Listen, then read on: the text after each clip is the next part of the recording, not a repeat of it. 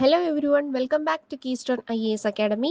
So இன்னைக்கு நம்ம December 15, 2025 தி Hindu news பேப்பரில் இருக்கிற இம்பார்ட்டன்ட் ஆர்டிகிள்ஸ்க்கான ஒரு டிஸ்கஷன் பார்க்கலாம். Today's topics are courts must protect, not regulate free speech. The right moment to boost India-Ethiopia ties. Are methane emissions in India being missed? Time to pass. So all these are highly relevant articles for both prelims and mains. So let's see. First article is related to courts must protect, not regulate free speech. So என்ன சொல்ல வராங்கன்னா courts must safeguard free speech within constitutional limits, not overstep into regulating or curbing it through judicially driven controls. So ஓவராலாக first நான் ஒரு idea கொடுத்துட்றேன், then we will look into the article. அதாவது இந்த author என்ன சொல்ல வராங்க அப்படின்னா, அதாவது free speech, freedom of speech இருக்கு இல்லையா, ஸோ அந்த ஃப்ரீடம் ஆஃப் ஸ்பீச்சை வந்து கோர்ட்ஸ் வந்து ப்ரொடெக்ட் தான் பண்ணணுமே தவிர அதை கண்ட்ரோல் பண்ணி ரெகுலேட் பண்ண பார்க்கக்கூடாது. So author is worried even the Supreme Court which is supposed to defend freedom of speech may start overstepping its rule.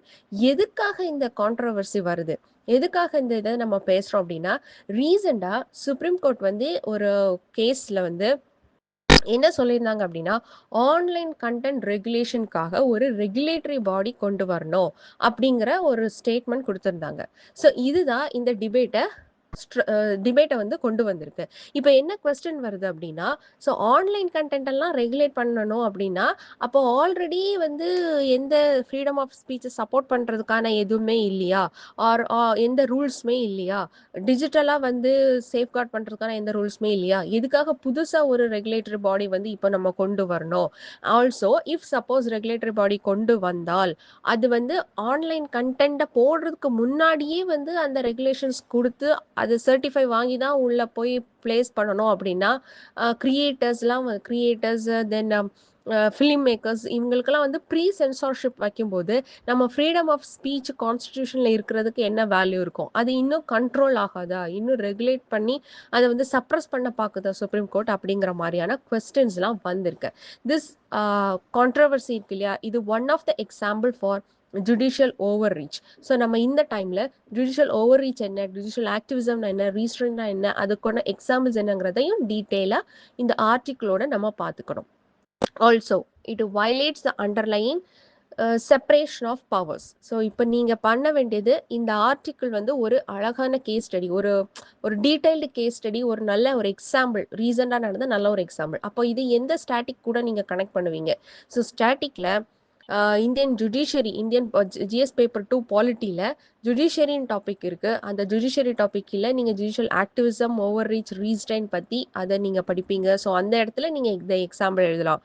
Then separation of powers, law making வந்து பார்லிமெண்டோடது, அந்த லா மேக் பண்ண லாவை judge பண்ணுறது மட்டும்தான் supreme கோர்ட்டோட வேலை. So இது separation of powers, அதுக்கு நடுவில் செக்ஸ் அண்ட் பேலன்சஸ்லாம் இருக்குது. ஸோ நம்மளோடது வந்து ஸ்ட்ரிக்ட் செப்பரேஷன் ஆஃப் பவர்ஸ் கிடையாது. ஸோ அந்த நுணுக்கங்கள்லாம் நீங்கள் ஆல்ரெடி ஸ்டாட்டிக்கில் படிச்சிருப்பீங்க. ஸோ இந்த எக்ஸாம்பிளை நீங்கள் அந்த இடத்துல எழுதலாம். ஸோ இந்த மாதிரி எப்பெல்லாம் ஒரு ஆர்டிக்கல் படிக்கிறீங்களோ அது என்ன இஷ்யூ, என்ன கான்ட்ரவர்சி, ஆல்ரெடி என்ன கவர்மெண்ட் ஸ்டெப்ஸ் எடுத்திருக்கிறாங்க, என்ன வே ஃபார்வர்டு இருக்குங்கிறதெல்லாம் பார்த்து முடிச்ச பின்னாடி அதை ஸ்டாட்டிக்கில் நம்ம எந்த பார்ட்டில் வந்து நம்ம பிளேஸ் பண்ண முடியும், எந்த பார்ட்டில் கேஸ் ஸ்டடியாக யூஸ் பண்ண முடியுங்கிறதையும் பார்த்துக்கணும். So coming to the article. Yes, first argument என்ன, கோர்ட்ஸ் வந்து என்ன சொல்கிறாங்க, courts must act as the protectors of free speech, not as regulators or lawmakers. இது எதுலேருந்து வந்தது, ரீசன்ட் சுப்ரீம் கோர்ட் அப்சர்வேஷனில் ஆன்லைன் கண்டென்ட் ரெகுலேஷனுக்கு ஒரு ரெகுலேட்டரி பாடி கொண்டு வரணுங்கிற ஆர்கியூமெண்ட்லேருந்து வந்தது. ஸோ அது என்ன case, particularly Ranveer Allahbadia versus Union of India 2025. Court என்ன மென்ஷன் பண்ணியிருக்காங்கன்னா, சஜஸ்ட் பண்ணியிருக்காங்க neutral regulatory bodies for online content கொண்டு வரணும். Also proposed drafting new regulatory guidelines. ஆனால் இந்த கேஸ் வந்து ஒரு ரெகுலேட்டரி பாடி வேணுங்கிறதோ இல்லது ரெகுலேட்டரி பாடி இல்லாததுனால ஆன்லைன் கண்டென்ட்ல இருக்கிற இஷ்யூஸை பற்றி பேசுகிற கேஸே கிடையாது. Actually the case was about FIR.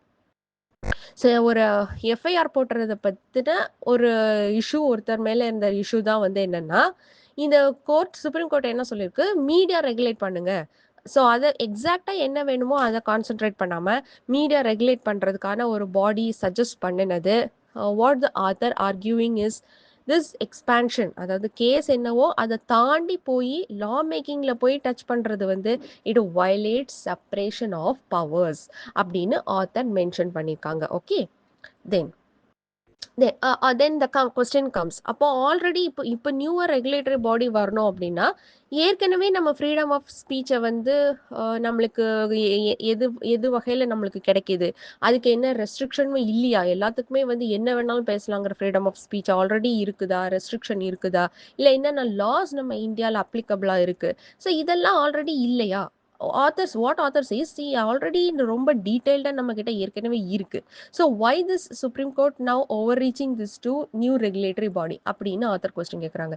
C இது வந்து நீங்கள் ஒப்பீனியன் ஃப்ரேம் பண்ணுற மாதிரியான ஒரு controversy.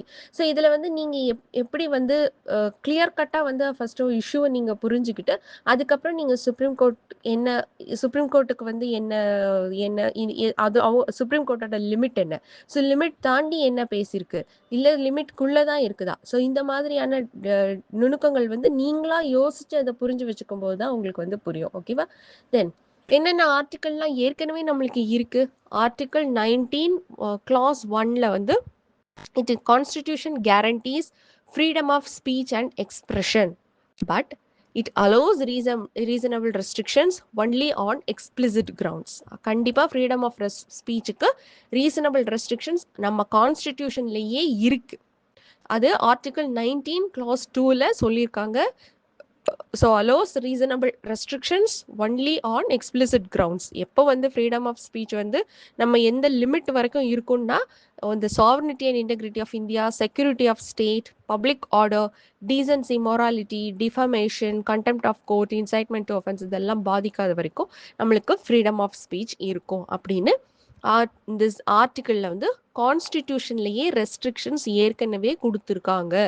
Then Kaushal Kishore versus union of India கேஸில் சுப்ரீம் கோர்ட் வந்து இந்த ஆர்டிகிள் 19(2ல இருக்கக்கூடிய ரீசனபிள் ரெஸ்ட்ரிக்ஷன்ஸ் போதுமானது, இதுக்கு மேலே எந்த அடிஷ்னல் ரெஸ்ட்ரிக்ஷன்ஸும் ஆட் பண்ண வேண்டிய தேவையில்லை அப்படின்னு சுப்ரீம் கோர்ட்டே வந்து இந்த கேஸில் மென்ஷன் பண்ணியிருக்காங்க. ஸோ இந்த கேசஸ்லாம் வந்து நீங்கள் ஆன்சரில் எழுதும்போது it's a value addition.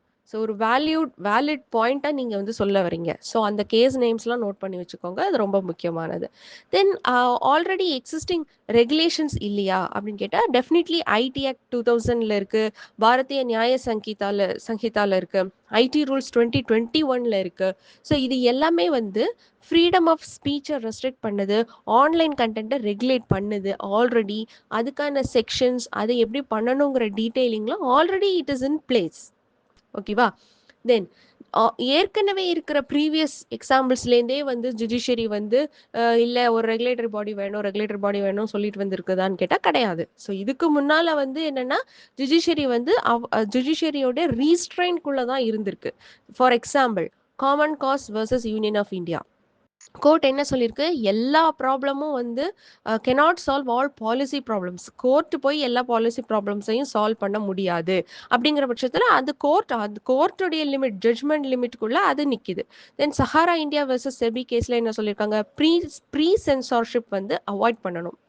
So media restrictions only as last resort, restrict பண்ணலாம், பட் ப்ரீ சென்சார்ஷிப் வந்து நோ, அது நம்ம வைக்கக்கூடாது. ப்ரீ சென்சார்ஷிப் வைக்கும்போது சென்சார்ஷிப்னா இப்போ ரீசெண்டாக என்ன சொல்லியிருக்காங்க, ரெகுலேட்டரி பாடி கொண்டு வரணும். அப்போ ரெகுலேட்டரி பாடி கொண்டு வந்தால் ஆன்லைன் கண்டென்ட்டை பப்ளிஷ் பண்ணுறதுக்கு முன்னாலேயே வந்து சென்சார்ஷிப் தாண்டி தான் எல்லா கண்டென்ட்டும் வர மாதிரி இருக்கும். ஸோ அப்படி வந்ததுன்னா சென்சார்ஷிப் தாண்டும் போதே இல்லை ப்ரீ சென்சார்ஷிப் பப்ளிஷ் பண்ணுறதுக்கு முன்னாடியே பல கண்டென்ட் ஃபிலிம் மேக்கர்ஸ்க்கு வந்து நிறைய ரெஸ்ட்ரிக்ஷன்ஸ் வரும், கிரியேட்டர்ஸ்க்கு வந்து சென்சிட்டிவ் டாபிக்ஸ் எடுக்கிறதுக்கு பயப்படுவாங்க.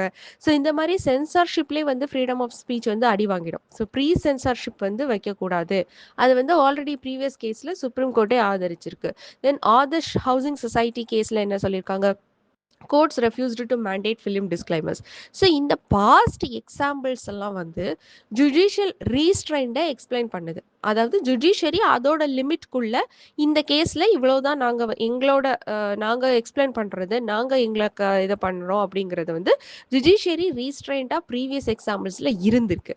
இப்போ ரீசெண்டாக தான் இந்த இஷ்யூ வந்து கிரியேட் ஆயிருக்கு ரீசன் கேஸில். Then coming to the democratic principle. So டெமோக்ரஸியில் வந்து நம்மளுடைய டெமோக்ராட்டிக் பிரின்சிபல், நம்மளோட கான்ஸ்டிடியூஷனில் வந்து கோர்ட்ஸ்க்கு வந்து லா மேக்கர் ஆர் லா வந்து சஜஸ்ட் பண்ணுற பவர் இருக்குதா, லாவோடைய கைட்லைன்ஸ் கொடுக்குற பவர் இருக்குதான்னு கேட்டால் கிடையாது. ஸோ ஃபார் எக்ஸாம்பிள் கான்ஸ்டிடியூஷன் அசம்பிளியில் 1948 நடந்த டிபேட்ல கூட டீட்டெயிலாக சொல்லியிருக்கிறாங்க, supreme court to decide reasonableness of restrictions, not create them. Supreme court வந்து ரெஸ்ட்ரிக்ஷன் கிரியேட் பண்ணவோ லா மேக்கிங் கைட்லைன்ஸ் கொடுக்கவோ அதால முடியாது. அந்த லா பண்ணிட்ட பின்னாடி அதனுடைய கான்ஸ்டிடியூஷனாலிட்டியை வந்து ஜட்ஜ் பண்ணுறதுக்கும், ரெஸ்ட்ரிக்ஷன் கிரியேட் பண்ண பின்னாடி அதனுடைய ரீசனபிள்னஸை ஜட்ஜ் பண்ணுறதுக்கும் மட்டும்தான் சுப்ரீம் கோர்ட்டுக்கு பவர் இருக்குது, அதை டிசைட் பண்ணுறதுக்கு பவர் இருக்குது அப்படின்னு ஆல்ரெடி சொல்லியிருக்காங்க. ஸோ இப்போது எஸ், ஓவரால் கண்டெக்ஸ்ட் என்னென்னா, இந்த சுப்ரீம் கோர்ட் வந்து லா மேக்கிங்கில் தலையிடக்கூடாது, என்ன கேஸோ அது ரிலேட்டடாக உள்ள ஜட்ஜ்மெண்ட் மட்டும் பண்ணணும். ஃபார் எக்ஸாம்பிள், அதாவது இப்போ வந்து சுப்ரீம் கோர்ட் வந்து ஒரு ரெகுலேட்டரி பாடி கொண்டு வரணும்னு சொல்லியிருக்கு இல்லையா. ஸோ லெட்ஸ் சே தட் நம்ம அதை கன்சிடர் பண்ணுறோம் ரெகுலேட்டிங் பாடி. அப்படி வந்து ப்ரீ சென்சார்ஷிப் வைக்கணும் அப்படின்னா மற்ற எல்லா டெமோக்ரஸிஸ், மற்ற எல்லா கண்ட்ரீஸ்லையும் எப்படி பண்ணிட்டு இருக்கிறாங்க, ஆன்லைன் ரெகுலேஷன் எப்படி பண்ணிட்டு இருக்கிறாங்கிறதையும் ஆத்தர் மென்ஷன் பண்ணியிருக்காங்க. So this R valid examples to support your points whenever you are writing your arguments, whenever you are writing your points. எப்பயுமே வந்து குளோபல் எக்ஸாம்பிள்ஸ் எடுக்கணும், குளோபல் டேட்டா எடுக்கணும். ஸோ அண்ட் இந்த cases எடுக்கணும், supreme court cases. So இந்த மாதிரியெல்லாம் நீங்கள் add பண்ணும்போது உங்களோட வேல்யூ, உங்களோட ஆன்சரோடைய வேல்யூ வந்து ரொம்ப அதிகமாக இருக்கும், இன்ட்ரெஸ்டிங்காக இருக்கும் பார்க்குறதுக்கு. ஓகே, ஸோ இங்கே வந்து இந்த கான்செப்டில் ப்ரீ சென்சார்ஷிப் வந்து ஏன் பல கண்ட்ரிஸ் சப்போர்ட் பண்ணலை, ஏன் வந்து சில கண்ட்ரிஸ் சப்போர்ட் பண்ணுது, ஸோ அதுலேருந்து நாம் என்ன எடுத்துக்கணும் அப்படிங்கிறதையும் ஆத்தர் கொடுத்துருக்காங்க. For example EU. ஸோ இயூவில் வந்து டிஜிட்டல் செக்யூரிட்டி ஆக்ட் 2022 இருக்குது, யூகேல ஆன்லைன் சேஃப்டி ஆக்ட் இருக்குது, ஜெர்மனியில் ஒரு ஆக்ட் இருக்குது. ஸோ இது எல்லாமே வந்து ஃபோக்கஸஸ் ஆன் கண்டென்ட் ரிமூவல். அதாவது பப்ளிஷ் பண்ண பின்னாடி அதில் ஏதாவது கான்ட்ரவர்சி இருந்ததுன்னா கண்டென்ட்டை இமீடியட்டாக ரிமூவ் பண்ணிடுவாங்களே தவிர ப்ரீ சென்சார்ஷிப் இல்லை. ஓகே, ப்ரீ சென்சார்ஷிப் இல்லை. ஸோ முன்னாடியே அதை பப்ளிஷ் பண்ணுறதுக்கு முன்னாடியே, ஸோ இது எல்லாமே எல்லா ஆன்லைன் பிளாட்ஃபார்ம்ஸில் இருக்கக்கூடிய எல்லா டேட்டாவையுமே குறிக்கும். YouTube, film making, OTT, all the platforms, எல்லா பிளாட்ஃபார்ம்ஸையுமே குறிக்கும். ஸோ நாட் ப்ரீ சென்சார்ஷிப் வந்து இல்லை டிஜிட்டல் டேட்டாக்கு, டிஜிட்டல் கண்டென்ட்டுக்கு. தென் அத்தாரிட்டேரியன் ரெஜிம்ஸ் சேம், அதாவது யூகே ஜெர்மனியில் வந்து ப்ரீ சென்சார்ஷிப்பாக அவங்க ஆதரிக்கலை, கண்டென்ட் ரிமூவல் வந்து ஆதரிக்கிறாங்க. அதே சில கண்ட்ரீஸில், சைனா, ரஷ்யா மாதிரி கண்ட்ரீஸில் சர்வைலன்ஸ் அண்ட் ப்ரையார் சென்சார்ஷிப் இருக்குது. அங்கே வந்து எப்படின்னா அத்தாரிட்டேரியன் ரெஜிம்ஸ் மாதிரி, அதாவது ஃபஸ்ட்டு வந்து அவங்க கிட்ட கண்டென்ட் அப்ரூவல் வாங்கி ஓகேவா இருந்தால் மட்டும்தான் பப்ளிஷ் பண்ண முடியும். இது வந்து ப்ரையார் சென்சார்ஷிப். இதுவும் சில கண்ட்ரீஸில் இருக்குது, சைனா அண்ட் ரஷ்யா மாதிரி கண்ட்ரீஸில். ஸோ இப்போ நாம் என்ன ஸ்டாண்ட் எடுக்கணும், நம்ம ஆத்தர் ஆர்கியூ பண்ணுறது வந்து we have to take pre censor post censorship, அதாவது கண்டென்ட் ரிமூவலில் ஃபோக்கஸ் பண்ணுங்கள். ஃபார் எக்ஸாம்பிள் யூகே ஜெர்மனி மாதிரி கண்டென்ட் ரிமூவலில் வந்து நீங்கள் ஃபோக்கஸ் பண்ணுங்கள். அதுக்கு முன்னாடி ஒரு ரெகுலேட்டரி பாடி கொண்டு வந்து சென்சார்ஷிப் வந்து ப்ரையார் சென்சார்ஷிப் கொண்டு வந்தால் ஃப்ரீடம் ஆஃப் ஸ்பீச் அஃபெக்ட் ஆகும். ஏற்கனவே அந்த கான்ஸ்டிடியூஷனில் ரீசனபிள் ரெஸ்ட்ரிக்ஷன் ஃப்ரீடம் ஆஃப் ஸ்பீச்சுக்கு தாராளமாக கொடுத்துருக்காங்க, போதுமான அளவு கொடுத்துருக்காங்க. இதுக்கு மேலே நம்ம அதை வந்து ரெஸ்ட்ரிக்ட் பண்ணக்கூடாது இப்படிங்கிறது வந்து ஆத்தருடைய ஆர்குமெண்ட். அதுக்கு தான் இவ்வளோ சப்போர்ட்டிங் பாயிண்ட்ஸ் கொடுத்து பேசியிருக்கிறாரு. So this is the overall article. So இதில் நாம் என்ன பார்க்கணும், என்ன டெக்னிக்கல் டேர்ம்ஸ் பார்த்தோம்னா ஜுடிஷியல் ஓவர் ரீச். ஸோ இதில் மைன்யூட் டிஃப்ரென்ஸ் இருக்குது, நூல் நிலையிலான டிஃப்ரென்ஸ் வந்து judicial activism, judicial restraint and judicial over reach, இந்த 3 கான்செப்ட்ஸுக்கும் இருக்குது. இது 3ஐயும் நம்ம இந்த நேரத்தில் வந்து படித்து வச்சுக்கணும். So first judicial activism. இப்போ when courts take active role, இப்போ இந்த 3 கான்செப்ட்ஸை நம்ம என்ன சொல்கிறோம், ஒரு ஜுடிஷியரி வந்து ஒரு கேஸில் எக்ஸிக்யூட்டிவ் ஒர்க்லையும் லெஜிஸ்லேட்டிவ் ஒர்க்லையும் தலையிடுது. பார்லிமெண்டோட வேலையிலையோ எக்ஸிக்யூட்டிவோட வேலையிலையோ either it is giving guidelines or அது வந்து ஏதாச்சும் சஜஷன் கொடுக்குறாங்க, கோர்ட் ஏதாவது சஜஷன் கொடுக்குறாங்க, இப்படி பண்ணுங்க அப்படி பண்ணுங்கன்னு. ஸோ இதை எந்த லெவலில் வர கொடுக்கலாம், ஓகேவா? எந்த லெவல்ல வர குடுக்கலாம்? கோர்ட் வந்து பார்லிமெண்ட் கிட்ட போய் நீங்க லா மேக் பண்ற கைட்லைன்ஸ்ல இந்த பாயிண்ட்ஸ்லாம் ஆட் பண்ணும் அப்படிங்கிற மாரி அந்த அளவுக்கு டீட்டெயிலா குடுக்கலாமா? இல்லது இந்த லாவ இப்போ மேக் பண்ணுங்கன்னு சொல்ல முடியுமா? எந்த அளவுக்கு கோர்ட்டுடைய லெவல் இருக்கு, லைன் இருக்கு. எந்த அளவுக்கு லெஜிஸ்லேட்டிவோட லைன், எக்ஸிக்யூட்டிவோட லைன் இருக்குங்கிறது வந்து செப்பரேஷன் ஆஃப் பவர்ஸ். ஸோ அத தாண்டி கோர்ட் ஒரு ஆக்ட் பண்ணும்போது, அந்த ஆக்ட்டுடைய பேர் தான் வந்து ஜுடிஷியல் ஆக்டிவிசம் எந்த லெவல்ல இருக்கு, எந்த லெவல்ல ஜுடிஷியரி வரலாம், ஜுடிஷியல் ரீஸ்ட்ரைண்ட் எந்த லெவல்குள்ள ஜுடிஷியரி நிக்கலாம், judicial over reach separation of பவர்ஸ்ல சொல்லியிருக்க லிமிட்டையும் தாண்டி ஒரு லெவலுக்கு போகும்போது தட் இஸ் ஓவர் ரீச். இவ்வளவுதான். Okay. So first judicial activism என்னன்னா, when courts take an active role to protect citizens' rights, especially when parliament or executive fails. இந்த கான்செப்ட் நல்லா பார்த்துக்கோங்க. எப்போ பார்லிமெண்ட், எக்ஸிக்யூட்டிவ் வந்து அதனுடைய ரோல சரியா பண்ணல, எப்போ வந்து அந்த இடத்துல ஒரு லா இல்ல, ஒரு தேவைப்படுற இடத்துல ஒரு வேக்யூமா இருக்குதோ, அந்த இடத்துல ஜுடிஷியரி வந்து ஒரு ரோல் எடுத்து பண்ணும்போது that is called judiciary activism. Okay, judiciary activism. So இந்த டேர்ம் காயின் பண்ண ஃபர்ஸ்ட் காயின் பண்ணது வந்து ஆர்த்தர். ஸோ இந்த டேர்ம் ஃபர்ஸ்ட் காயின் பண்ணது வந்து ஆர்த்தர் ஸ்லீசிங்கர் அண்ட் இன் இந்தியாவில் வந்து promoted by V R Krishna Iyer and Bhagwati. So இது வந்து ப்ரிலிமினரி ஃபேக்ட்ஸ். தென் எக்ஸாம்பிள்ஸ், இது ரொம்ப முக்கியம். ஸோ ஜுடிஷியல் ஆக்டிவிசம்னா என்ன சொன்னேன், அதாவது பார்லிமெண்ட் ஆர் எக்ஸிக்யூட்டிவ்க்கு ஒரு ஆக்ட் பண்ண வேண்டிய இடத்துல ஆக்ட் பண்ணாம ஃபெயில் ஆயிட்டாங்க, அந்த இடத்துல அவங்க ரியாக்ட் பண்ணல, அந்த இடத்துல ஒரு காலி இடம் இருக்கு அப்படிங்கிறப்ப ஜுடிஷியரி வந்து அந்த பங்கை எடுத்து அதை வந்து ஒர்க் பண்ணுது. For example Vishaka guidelines, sexual harassment கைட்லைன்ஸுங்கிற லா அப்படி ஒன்று இல்லவே இல்லை அது வரைக்கும். ஸோ விஷாகா அந்த கேஸ் முடிஞ்ச உடனே விஷாகா கைட்லைன்ஸ் வந்து சுப்ரீம் கோர்ட் வந்து அனௌன்ஸ் பண்ணினாங்க. So okay, that is judicial activism. அது வந்து இது இது வந்து ஒரு positive term. Okay, so already பார்லிமெண்ட்லயோ இல்லை எக்ஸிக்யூட்டிவ்லோ இல்லாத பட்சத்தில் ஜுடிஷியரி வந்து ஒரு விஷயம் சொல்லுது, பார்லிமெண்ட் அதை ஏற்றுக்கிறாங்க. ஓகேவா? நெக்ஸ்ட் அதர் ஃபியூ எக்ஸாம்பிள்ஸ் இருக்கு, ஸோ அதுவும் பார்த்துக்கலாம். Zainara Khatun, right to speedy trial under Article 21. So இந்த ஆர்டிகிள் 21ஓட expansion, clean environment, privacy, speedy trial, இது எல்லாமே வந்து ஆர்டிக்கிளில், அதாவது அந்த ஆர்டிக்கிளில் பேசிக்காக இல்லை, எந்த ரூல்ஸுமே அதை வந்து மென்ஷன் பண்ணலை. அப்போ அந்த இடத்துல வந்து காலியாக இருக்குது. ஸோ ஒரு தேவை இருக்குது, உண்மையான ஒரு தேவை இருக்குது. அப்போ அந்த ஜுடிஷியரி வந்து ஆக்ட் பண்ணிச்சு, தட் இஸ் ஜுடிஷியல் ஆக்டிவிசம். தென் கேசவனந்தா பாரதி கேஸில் பேசிக் ஸ்ட்ரக்சர் டாக்டர்னு கொடுத்தாங்க. அந்த பேசிக் ஸ்ட்ரக்சர் டாக்டர்னு வந்து கான்ஸ்டிடியூஷன்ல ஏற்கனவே இருந்தது கிடையாது. ஸோ அந்த டைம்ல அது தேவை இருந்துச்சு, அதை வந்து கொடுத்தாங்க. Then Sheela Barse one of another one example, protection of women prisoners. Okay, so this is judicial activism. Okay, it is up to the limit. அது வந்து ஒரு தேவையான ஒரு விஷயம், separation of powers ஒரு ஒரு to some extent it is a positive term. Then judicial restraint அப்படின்னா when court limits their own power, அவங்களுக்கு வந்து லாவை இன்டர்பிரட் பண்ண தான் முடியுமே தவிர மேக் பண்ண முடியாது. So that is their restraint. Okay, so என்ன லா இருக்கோ அதை ஜட்ஜ் பண்ணலாம், அது கரெக்டாக கான்ஸ்டிடியூஷனலோட வேல்யூஸ்குள்ளே இருக்குதாங்கிறத ஜட்ஜ் பண்ண முடியும். அந்த பவர் தான் ஜுடிஷியரிக்கு இருக்கு. For example S R Bommai case, court avoided entering political questions. அப்போ அதை தாண்டி, அந்த லிமிட்டை தாண்டி கோர்ட் போகாம இருந்ததுக்கான சில எக்ஸாம்பிள்ஸ், அதுதான் ஜுடிஷியல் ரீஸ்ட்ரைன்குள்ள, அதனுடைய லிமிட்குள்ள நின்னது. another one example is Almitra, court refused to manage Delhi's cleanliness, that is executive duty. Okay, then final term is judicial overreach. என்ன இது? it is like a bit negative டேர்ம்னு வச்சுக்கலாமே. So when courts go beyond their limits and interfere in law making or administration. இப்போ நடந்தது இல்லையா? So already laws இருக்கு, ஏற்கனவே வந்து கான்ஸ்டிடியூஷன்லேயே ரீசனபிள் ரெஸ்ட்ரிக்ஷன் சொல்லியிருக்காங்க. சுப்ரீம் கோர்ட்டே வந்து ஏற்கனவே இருக்கிற கேசஸில் கொடுத்த ரெஸ்ட்ரிக்ஷன்ஸ்லாம், கான்ஸ்டிடியூஷனில் இருக்கிற ரெஸ்ட்ரிக்ஷன்ஸ்லாம் போதுமானது.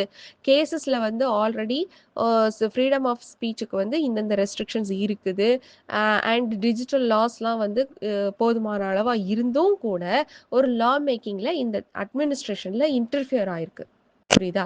For that is judicial activism வந்து ரொம்ப அதிகமாக போயிடுச்சுன்னா, அந்த லைன் தாண்டி, நான் சொன்னேன் இல்லையா, என்ன லைன் இருக்குது செப்பரேஷன் ஆஃப் பவர்ஸில், அந்த லைனை தாண்டி எந்த லெவல் தான் மெஷர் பண்ணுது. அந்த லிமிட்ட தாண்டி நம்ம ஜுடிஷியரி போயிடுச்சுன்னா, that is called judicial over reach.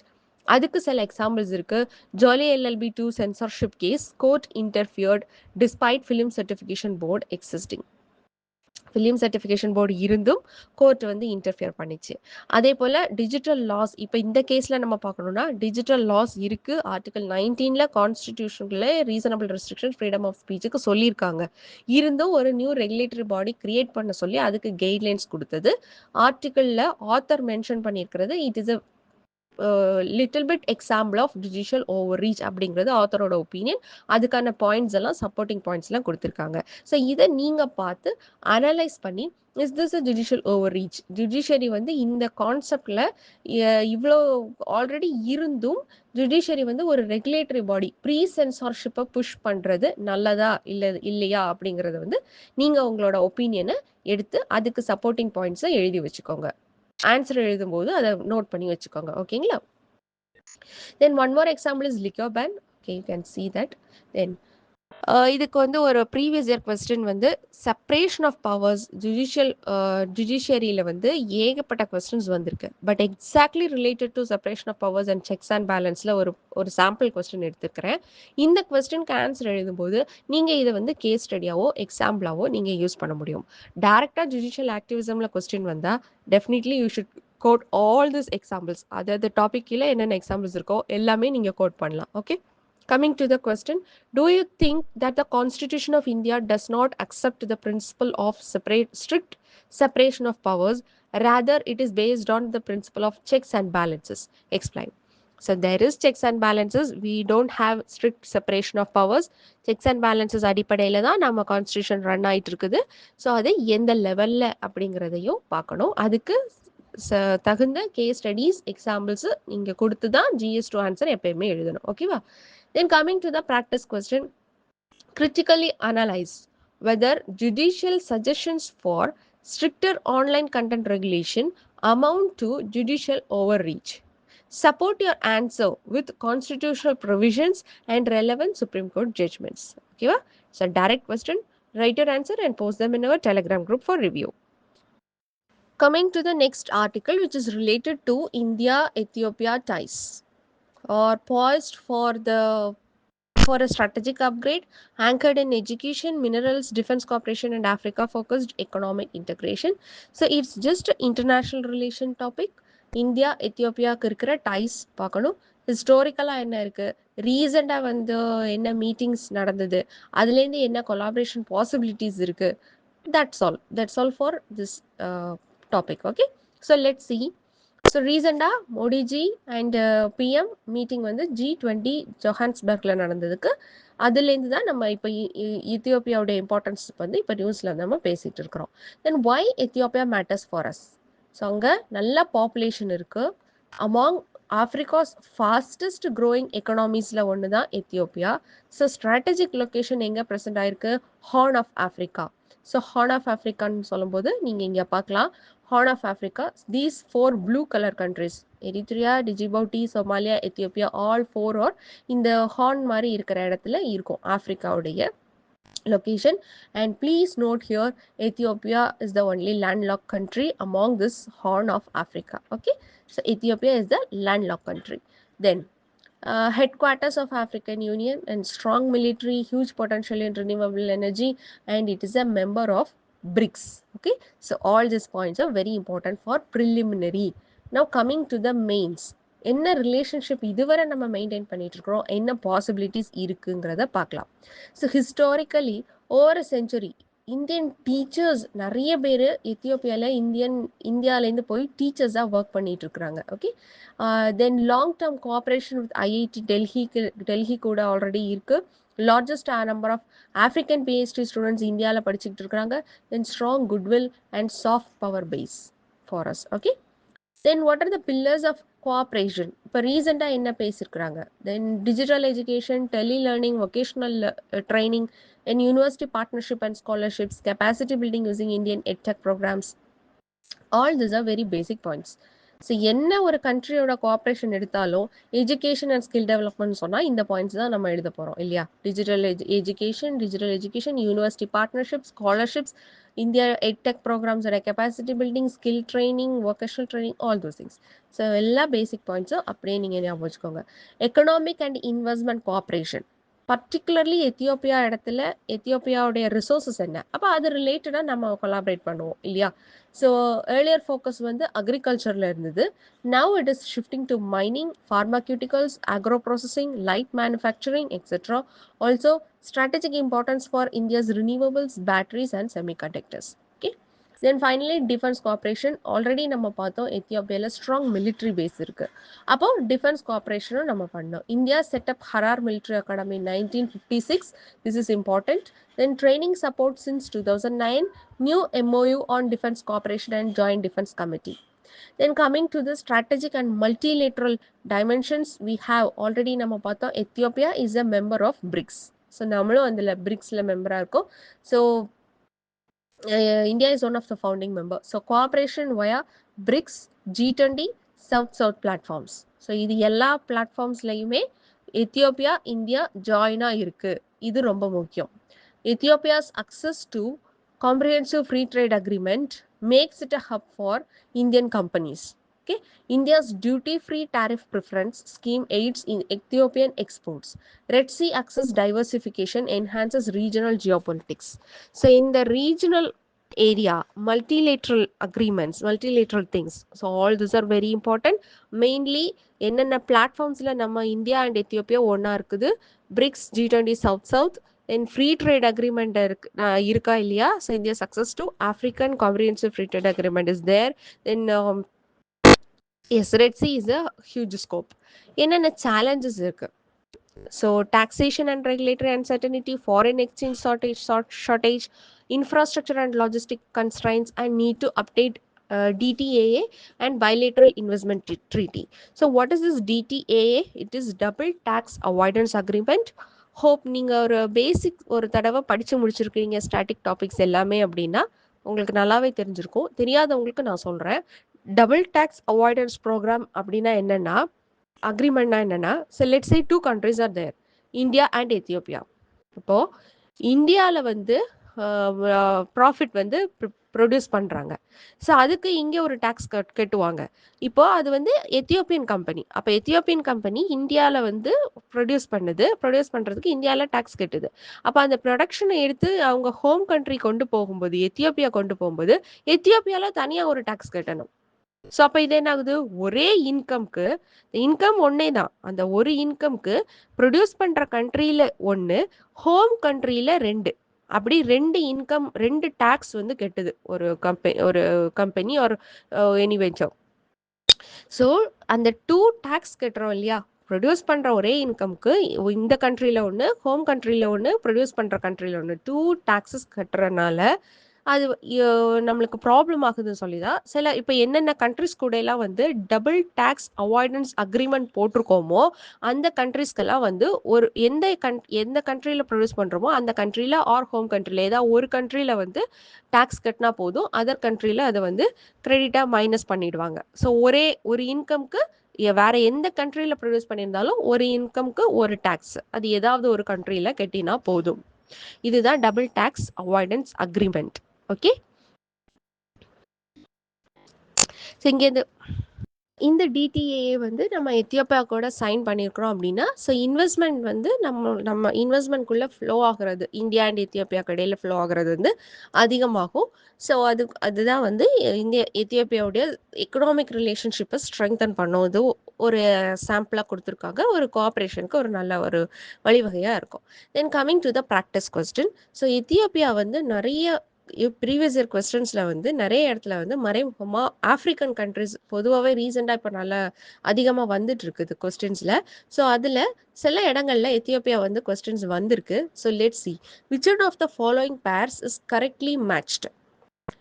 Abyssinian Plateau, which is wrong, which is present in Ethiopia. Okay, Atlas Mountains is northwestern Africa, is correct.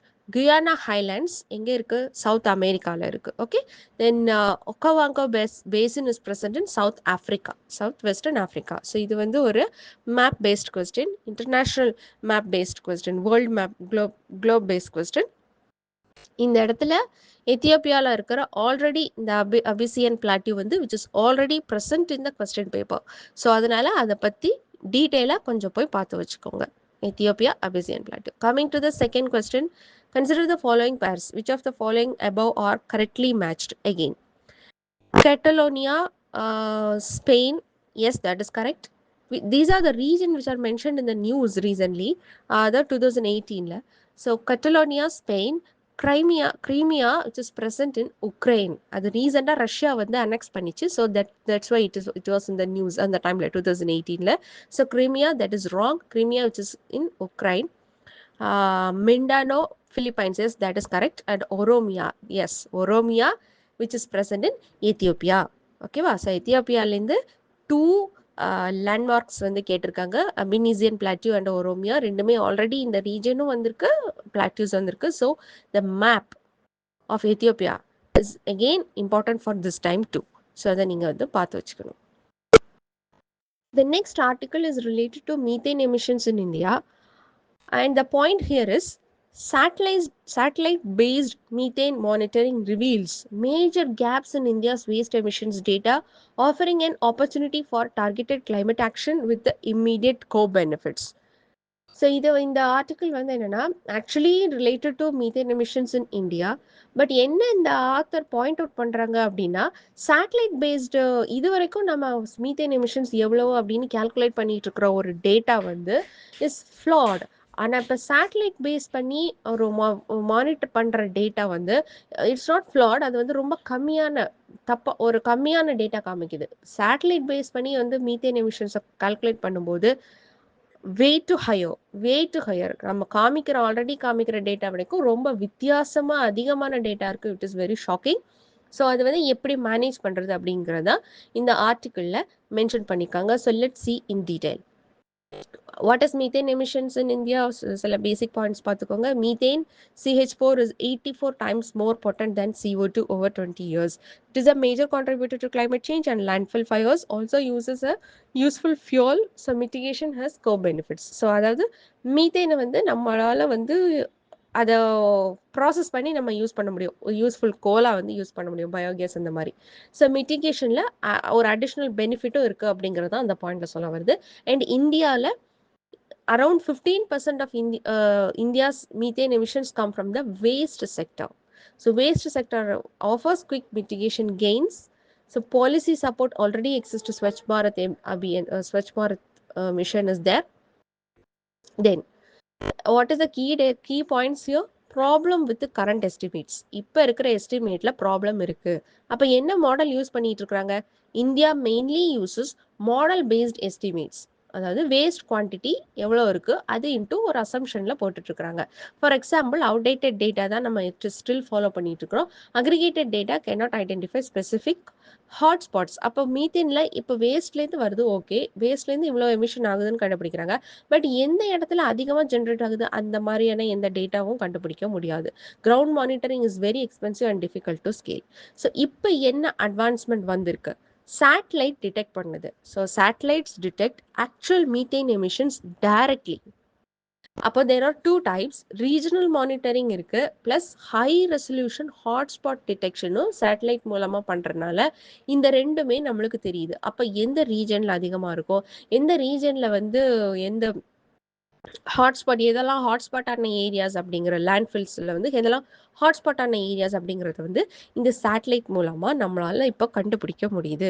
What are those key initiatives இது ரிலேட்டடாக பண்ணியிருக்கிறாங்க அப்படின்னா, ISRO's methane study, carbon mapper, then நெதர்லாண்ட்ஸோட SRON, and there are some platforms like waste map, climate trace, இதெல்லாம் வந்து சேட்டலைட்லேருந்து வந்த data use பண்ணி நடந்த இனிஷியேட்டிவ்ஸ். ஓகே. இப்போ சேட்டலைட் மூலமா என்ன எக்ஸாக்டா ஃபைண்ட் பண்ணியிருக்காங்க? டேட்டா மிஸ்மேட்ச் எப்படி ஃபைண்ட் பண்ணியிருக்காங்க? So this proper data and all not at all important. Just நீங்க வந்து சேட்டலைட் யூஸ் பண்றதுனால என்ன பெனிஃபிட் இப்போ வந்திருக்கு? ஹாட்ஸ்பாட் ஃபைண்ட் பண்ண முடியுது, ரீஜனல் ட்ரேஸ் பண்ண முடியுது, என்னென்ன இனிஷியேட்டிவ்ஸ் வந்திருக்கு. ஸோ இது அண்ட் மீத்தேன் எமிஷன்ஸை அட்ரஸ் பண்றதுக்கான மிட்டிகேஷன் எஃபெக்ட்ஸ் இதை மட்டும் தெரிஞ்சுக்கிட்டா போதும். You can just go through here. So என்ன டேட்டா டெல்லியில் எக்ஸாக்டாக ஆல்ரெடி இருந்த டேட்டா என்ன, இப்போ வந்து சேட்டலைட் டேட்டாலேருந்து என்ன எஸ்டிமேட் டிஃபரன்ஸ் வருதுங்கிறத ஜஸ்ட் ரீட் பண்ணி தெரிஞ்சு வச்சுக்கோங்க. ஓகேங்களா? Then what are the other issues? Definitely institutional and governance gaps are there. Urban local bodies work in silos, weak coordination within the bodies, regulatory bodies like State Pollution Control Board, then CAQM, etc. Air quality management, etc. Then lack of standardized real-time data sharing. So all these are already இருக்கிற issues. Then way forward, expand satellite monitoring, on-ground validation system, standardized national data portal, then co-benefits already இருக்குன்னு பார்த்தோம். Methane can be converted into bio-CNG. So for example, indoor plant under Gobardhan ஸ்கீமில் வந்து indoor பிளான்ல வந்து மீத்தேனை பயோ-சிஎன்ஜியாக convert பண்ணிட்டு இருக்காங்க. So all these are helps climate mitigation, cleaner cities and renewable energy generation. Practice question related to this topic are methane emissions from landfills pose a serious climate and urban environmental challenge in India. In this context, examine how satellite-based detection can transform methane management in Indian cities, highlight the institutional and governance reforms required to translate satellite insights into effective action. One last article which is related to RBI interest rate cuts and inflation numbers. So இந்த article வந்து நம்ம பலமுறை இந்த content வந்து பலமுறை discuss பண்ணியிருக்கிறோம். So will just see a quick recap. So nothing new here, will just see a quick recap. Okay. So ரீசெண்டாக இந்தியாவோட இன்ஃப்ளேஷன் நம்பர், அதாவது அக்டோபர் நம்பர் 2025ல இந்தியாவோட inflation retail inflation to fell around 0.7%. So it is very shocking, it is surprising and also is this a correct data, is this good for our economy அப்படிங்கிற கொஸ்டினும் வந்தது. ஓகேங்களா? So இப்போ இதை எப்படி understand பண்ணிக்கணும் அப்படின்னா, எப்படி வந்து இன்ஃப்ளேஷன் வந்து ஸோ லோ ரைட் நவ் அப்படிங்கிறதுக்கு சில ரீசன்ஸ் கொடுத்துருந்தாங்க. ஃபர்ஸ்ட் என்ன ரீசன் கொடுத்துருந்தாங்க? Base effect. அதாவது இப்போ லாஸ்ட் வருஷம் தீபாவளிக்கு வந்து நம்ம வந்து 20,000 ஸ்பெண்ட் பண்ணியிருக்கிறோம். இந்த வருஷம் தீபாவளிக்கு 10,000 தான் ஸ்பெண்ட் பண்ணியிருக்கிறோம். அப்போ கம்பேர்டு டு லாஸ்ட் இயர் இந்த வருஷம் நான் கம்மியாக தான் செலவு பண்ணியிருக்கிறேன். ஆனால் நம்ம இந்த வருஷமும் நிறைய வாங்க தான் செஞ்சுருக்கிறோம். ஆக்சுவலி நம்ம நிறைய திங்ஸ், தேவையில்லாத திங்ஸ்லாம் நிறைய வாங்கியிருக்கோன்னே வச்சுக்கோங்க. பட் ஸ்டில் நம்ம கம்மியாக இருக்குது அப்படின்னு சொல்கிறோம். Compare to last year compare பண்ணும்போது நான் கம்மியாக தான் செலவு பண்ணியிருக்கிறேன் அப்படின்னு சொல்கிறோம். பட் அதுக்கு முந்தின இயர் எக்ஸப்ஷனலி ஹையாக நம்ம வந்து 20,000 தேவையில்லாமல் செலவு பண்ணியிருக்கிறோம். இந்த வருஷம் வந்து கம்பேரிட்டிவ்லி நம்ம கம்மி தான், but still it is higher only. இதுதான் பேஸ் எஃபெக்ட். அக்டோபர் 2024ல இன்ஃப்ளேஷன் ரொம்ப ஹையாக இருந்திருக்கு, அபவ் 6%. அப்போ அந்த ப்ரைஸை கம்பேர் பண்ணும்போது இந்த இந்த 2025 அக்டோபரில் வந்து inflation looks artificially low. Comparatively பார்த்தா கண்டிப்பாக அது கம்மியாக தான் இருக்கும். அது ஒரு எஃபெக்ட். இது ஒரு ப்ராப்ளம். ரெண்டாவது ப்ராப்ளம் என்ன? Current inflation index. இந்த இண்டெக்ஸஸ் எல்லாமே நம்ம டீட்டெயிலாக பார்த்தோம். ஸோ இப்போ இருக்கிற இன்ஃப்ளேஷன் இண்டெக்ஸ் என்ன? சிபிஐ. இப்போ சிபிஐயோட வெயிட் எங்கேருந்து வருது? ஃபுட் அண்ட் பீவரேஜஸ்லேருந்து வருது. கன்சூமர் ப்ரைஸ் இண்டெக்ஸ் இல்லையா? கன்சூமர் ப்ரைஸ் இண்டெக்ஸ் வந்து அந்த அந்த பேஸ்கெட்டில் food and beverages is also there. அப்போ நவம்பரில் ஃபுட் ப்ரைஸ் வந்து கம்மியாச்சு, 2.8% கம்மியாச்சு. ஸோ இது ஓவராலாக இன்ஃப்ளேஷனை கண்டிப்பாக கம்மி பண்ணியிருக்கோம். So that is also the one of the reason. Then third வந்து நியூ சிபிஐ சீரீஸ் வந்து நம்ம கொண்டு வர போகிறோம். அதாவது 2026-27ல் நியூ சிபிஐ சீரீஸ் வரப்போகுது. பேஸ் இயர் ஷிஃப்ட் எங்கேருந்து எங்கே நடக்க போகுது? 2011-12 இப்போ பண்ணிட்டு இருக்கிறோம், which is updated data. And அந்த 2011-12லேருந்து பேஸ் இயர் ரிவிஷன் 2024க்கு வரப்போகுது. கண்டிப்பாக அந்த நியூ சிபிஐ சீரீஸில் ஒரு புது realistic picture of inflation, new picture, exact picture, கிட்டத்தட்ட ஒரு நல்ல பிக்சர் வந்து கிடைக்கிறதுக்கான சான்ஸ் இருக்குது அப்படின்னு ஆர்டிக்கலில் மென்ஷன் பண்ணியிருக்காங்க. தென் இப்போ இந்த இன்ஃப்ளேஷன் கம்மியானதுனால நம்ம வந்து என்ன வந்து எக்கனாமியில் நடக்குது அப்படின்னு கன்சிடர் பண்ணுறோம் அப்படின்னா, இந்த இன்ஃப்ளேஷன் கம்மியாகிறதுனால டிமாண்ட் குறையும். ஸோ டிமாண்ட் குறையும் அப்படின்னா இன்ஃப்ளேஷன் அதாவது நம்ம இன்ஃப்ளேஷன் அதிகமாகுது, கம்மி பண்ணோம்னு சொல்லிட்டே இருக்கிறோம். அப்ப டீஃப்ளேஷன் வந்து எக்கனாமிக்கு நல்லதான்னு கேட்டா, டீஃப்ளேஷனும் கண்டிப்பா எல்லா எக்கனாமில எல்லா டைம்ஸுமே வந்து நல்லது கிடையாது. ஸோ எக்கனாமில கம்மி பிரைஸ் லெவல் கம்மி ஆகுது, இன்ஃப்ளேஷன் குறையுது அப்படின்னா கூட நம்ம ஆர்பிஐ வந்து ரியாக்ட் பண்ணுவாங்க. ஸோ இந்த டைம்ல இன்ஃப்ளேஷன் இப்போ ஆர்பிஐ வந்து இன்ஃப்ளேஷன் ரேட் வந்து குறைஞ்சிருக்குங்கிறதுனா, டிமாண்ட் வந்து கம்மியாகும். யாருமே வந்து ஸ்பெண்ட் பண்ண மாட்டாங்க. ஸோ டிமாண்ட் கம்மியானா ஏன் வந்து ஆர்பிஐ வந்து இன்ட்ரெஸ்ட் ரேட்ட கட் பண்ணி டிமாண்ட பூஸ்ட் பண்ணணும்? ஏன் அத பண்ணணும் ஆர்பிஐ? அப்டின்னா, இப்ப டிமாண்ட் கம்மியாச்சுன்னு வச்சுக்கோங்க. இப்ப டிமாண்ட் குறையுது. அப்போ யாருமே வந்து ப்ராடக்ட்ஸ வாங்க மாட்டாங்க. டிமாண்ட் இல்ல, வாங்க மாட்டாங்க. புரொடக்ஷன் குறையும். புரொடக்ஷன் குறைஞ்சு திருப்பியும் வேஜஸ் குடுக்க முடியாது. சேலரி குறையும். குறைஞ்சதுன்னா திருப்பியும் வந்து டிமாண்ட் குறையும். ஸோ இது ஒரு சைக்கிளா போயிட்டுருக்கும். இதே டிமாண்ட வந்து ப்ராப்பரா மெயின்டெயின் பண்ணிட்டு இருந்தோம்னா, கன்சியூமர்ஸ் வந்து வாங்குறாங்க. வாங்குனா அந்த கம்பெனிக்கு புரொடக்ஷன் கூடுது. கூடும்போது அங்க இருக்கிற ஸ்டாஃப்ஸ் எம்ப்ளாயீஸ வந்து இன்கிரீஸ் பண்றாங்க. எம்ப்ளாய்மென்ட் இன்கிரீஸ் ஆகுது ஒரு சைட்ல. இருக்க எம்ப்ளாயீஸ்க்கு வந்து சேலரி அதிகமாகுது. அது அதிகமாகும்போது எம்ப்ளாயீஸ் இன்கிரீஸ் ஆகும்போது இன்னும் டிமாண்ட் ஜாஸ்தியாகுது. டிமாண்ட் ஜாஸ்தியாகும்போது மறுபடியும் கன்சியூமர்ஸ் போய் வாங்குறாங்க. வாங்கும்போது புரொடக்ஷன் இன்கிரீஸ் ஆகுது. இந்த cycle is a good cycle. Demand cycle. ஓகேவா? ஸோ டிமாண்ட தக்க வச்சுக்கிறதுக்கு லோ இன்ஃப்ளேஷன் ஆனாலும், டீஃப்ளேஷன் ஆனாலும் டிமாண்ட் குறையும். ஆர்பிஐ வந்து அத சரி பண்றதுக்கு, டிமாண்ட சரி பண்றதுக்கு இன்ட்ரெஸ்ட் ரேட் கட் பண்ணுவாங்க. ஏன் இன்ட்ரெஸ்ட் ரேட் கட் பண்ணணும்? இன்ட்ரெஸ்ட் ரேட் கட் பண்ணால் லோன்ஸ் சீப்பரா கிடைக்கும். பிசினஸ் பண்றவங்களுக்கு வந்து லோன் சீப்பரா கிடைக்கும். கடன் வாங்கி அவங்க ஸ்பெண்ட் பண்ணுவாங்க. கடன் வாங்கி பிசினஸ் ரன் பண்ணுவாங்க. கடன் வாங்கி கன்சியூம் பண்ணுவாங்க. ஏதாச்சும் புதுசா இன்வெஸ்ட் பண்ணுவாங்க. வீடு வாங்குவாங்க, கார் வாங்குவாங்க. ஸோ அப்படிங்கிறப்ப மறுபடியும் ஸ்பெண்டிங் அதிகமாகும், டிமாண்ட் அதிகமாகும். இதுக்காக தான் ஆர்பிஐ வந்து இன்ட்ரெஸ்ட் ரேட்ட கட் பண்ணும். ஓகே. ஸோ அப்ப ஆர்பிஐ இப்ப என்ன பண்ணியிருக்கு? டிசம்பர் 2025ல RBI cut the repo rate. Repo rate is interest rate. Repo rate by 25 basis point, bringing down to 5.25%. So இந்த என்டையர் இயர்ல 125 பேசிஸ் பாயிண்ட்ஸ் வந்து கட் பண்ணியிருக்கு. இப்போ இந்த ஆர்டிக்கிள்ல என்ன சொல்றாங்க அப்படின்னா, ஆர்பிஐ ஷுட் பாஸ் நவ். அதாவது நம்ம வந்து இன்ட்ரெஸ்ட் ரேட்டை கட் பண்ணி ஆர்பிஐ சரியான ஸ்டெப்பை எடுத்தாச்சு. பட் அந்த ஆர்பிஐ எடுத்த ஸ்டெப் இன்ட்ரெஸ்ட் ரேட் கட் பண்றதுக்கான ரிஃப்ளெக்ஷன் எக்கனாமில வந்து இம்மீடியட்டா கிடைக்காது. கொஞ்சம் டைம் எடுக்கும். So we have to pause now. எந்த ஸ்டெப்பும் இல்லாம எடுக்காம just we have to wait and watch how the economy is going to react அப்படின்னு ஆத்தர் மென்ஷன் பண்ணியிருக்காங்க. என்னென்ன ரீசன்ஸ் கொடுத்துருக்காங்க வெயிட் பண்ணுறதுக்கு? ஆர்பிஐ ஷுட் பாஸ் அப்படின்னா ஏன்? First rate cut takes time to work. Yes. Second budget வந்து just pause பண்ணியிருக்காங்க. So அதனால நம்மளுக்கு டிஃபரன்ஸ் வரும் எக்கனாமியில், டிமாண்டில் டிஃபரன்ஸ் வரும். Okay, because fiscal policy also influences growth. அப்போ RBI should allow time for government spending. கவர்மெண்ட்டும் பட்ஜெட் 2026 ரிலீஸ் ஆனா கண்டிப்பா கவர்மெண்ட் ஸ்பெண்ட் பண்ணும். அப்ப கவர்மெண்ட் ஸ்பெண்டிங்லயும் வந்து டிமாண்ட் சேஞ்சஸ் ஆகும் இல்லையா? தென் நியூ சிபிஐ ஸ்ட்ரக்சர் வரப்போகுது. 2024 பேஸ் இயரா வச்சு சிபிஐ ஸ்ட்ரக்சர் வரப்போகுது. அதுலேயும் மாற்றங்கள், இன்ஃப்ளேஷன் பிக்சர் மாறும். Inflation data, inflation exact number வந்து சேஞ்ச் ஆக சான்ஸ் இருக்கு. ஸோ எப்படி பிஹேவ் ஆக போகுது இன்ஃப்ளேஷன் அப்படிங்கிறதையும் நம்ம செக் பண்ணோம். ஸோ இதெல்லாம் இருக்கிறதுனால ஆர்பிஐ ஷுட் பாஸ் அப்படிங்கிற ஒரு ஜென்ரல் ஆர்டிக்கிள். பட் இதுக்கு ரொம்ப டெக்னிக்கல் டீடைல்ஸ் தெரிஞ்சிருந்தாக்கும், பேசிக் எக்கனாமிக்ஸ் தெரிஞ்சிருந்தா தான் இந்த ஆர்டிக்கிளை அண்டர்ஸ்டாண்ட் பண்ணிக்க முடியும். So I just gave a quick recap of this article. Hope you understand all 4 articles. Write the practice question. Watch our daily analysis. Okay. So that's all for today. See you in the next class. Thank you.